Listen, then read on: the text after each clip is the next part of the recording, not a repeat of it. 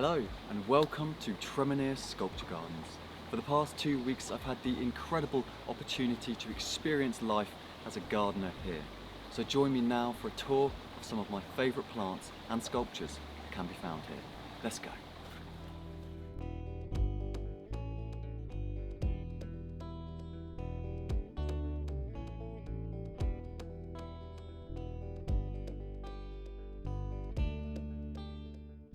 Upon entering the garden, I would recommend seeking the stream to the southern boundary of the grounds and following the streamside path. Here you will be met by lush ferns, exotic begonias and unique species hydrangeas, to name just a small sample.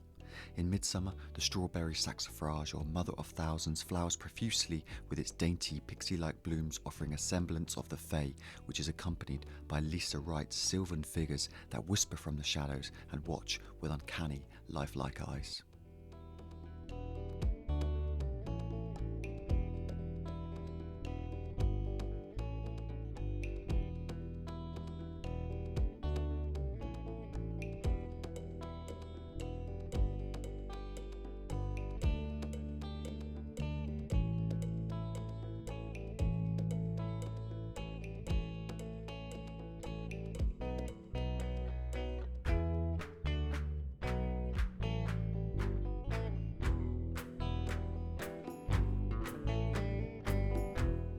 The vegetation along the streamside path regularly compresses, leading the eye forward before offering release through expansion into the larger, bright and airy rooms.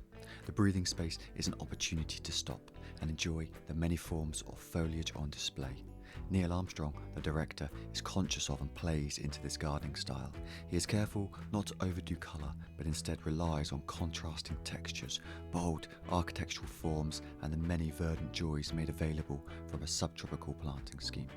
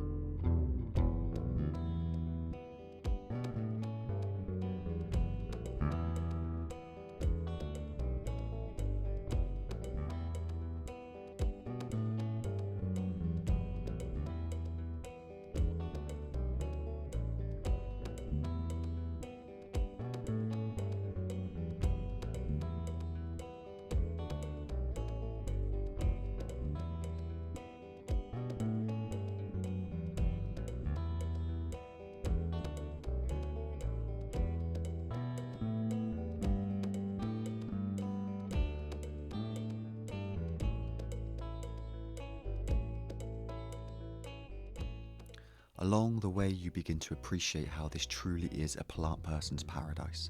Towering tetrapanax loom high overhead, accompanied by peculiar scheffleras totally new to me.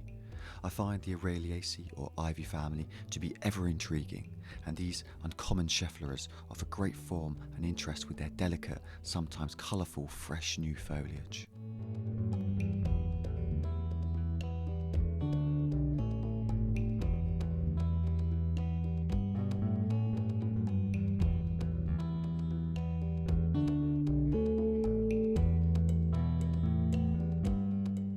Another group of plants that never fails to excite me are the pteridophytes or ferns. Their presence in the upper part of the streamside walk is undeniable. The tree ferns in particular hold such stature and contrast exceptionally with the foliage of bamboos and bananas to create that perpetually appealing jungle aesthetic. Adding greatly to this tropical theme is Colocasia esculenta or taro. It's a moisture-loving aroid with large, nodding, heart-shaped leaves that carry mesmerising, intricate, marbled patterns. It's a firm favourite of mine and does particularly well in the lower portion of the garden.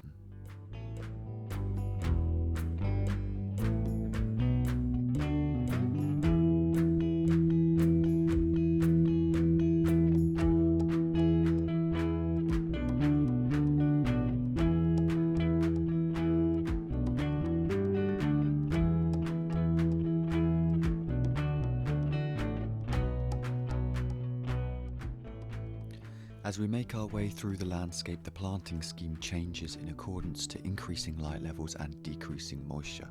Here, Australian grass trees take centre stage. It is uncommon to see specimens of this size growing happily outside in the UK. These plants have adapted to life in areas prone to wildfires, and Neil regularly sets controlled burns to reduce head weight and stimulate the natural regeneration cycle. Alongside them, the contrasting pinnate foliage of cycads and palms splay proudly from venerable trunks.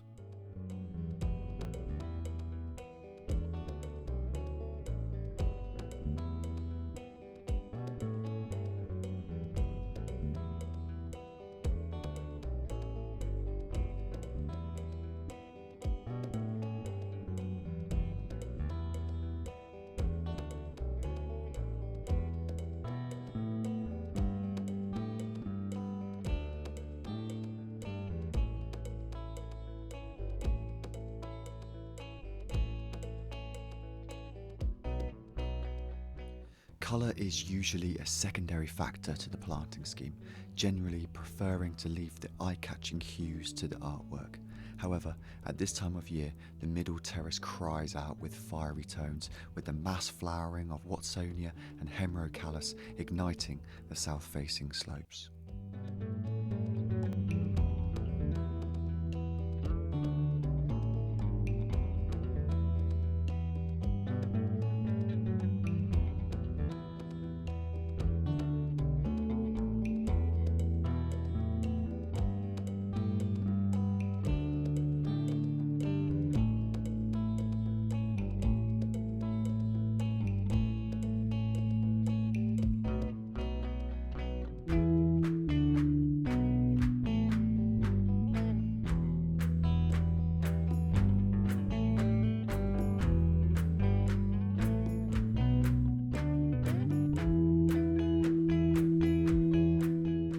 Travelling further up the terraced hill rewards you with vast range of dancing restios, succulent aeoniums and towering echiums.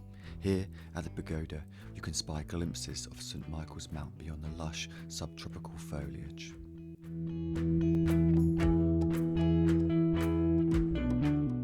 Nearby you'll find a prominent elliptic structure to which I would highly recommend dedicating a moment of your visit to enjoy the meditative space inside. Sit back and gaze to the heavens, a joy to experience despite our typical overcast weather.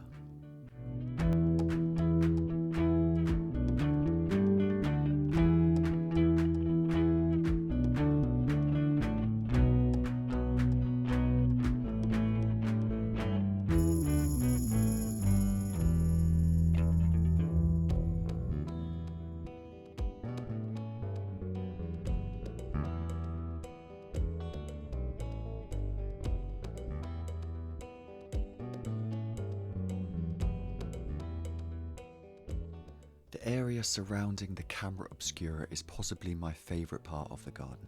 Here, besides the most incredible views, are a wealth of satisfying textures. The Mexican feathergrass is particularly noticeable, and self-seeds frequently filling the gaps between the more unusual shrubs, and it dances so gracefully in the breeze.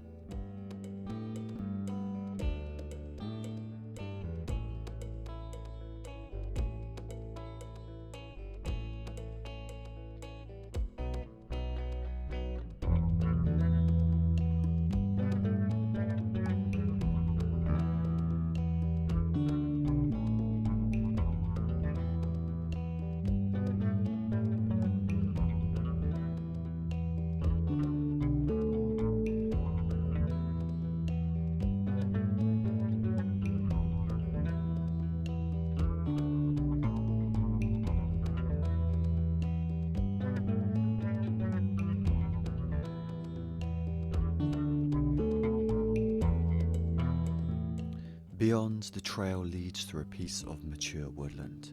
In the springtime, it is filled with flowering bluebells that set off against the monochromatic sculptures nestled within. Behind, in the uppermost part of the grounds, more tiger orange Watsonias bloom from the banks of a transient stream, accompanied by more agapanthus and the swaying stems of Stipa gigantea.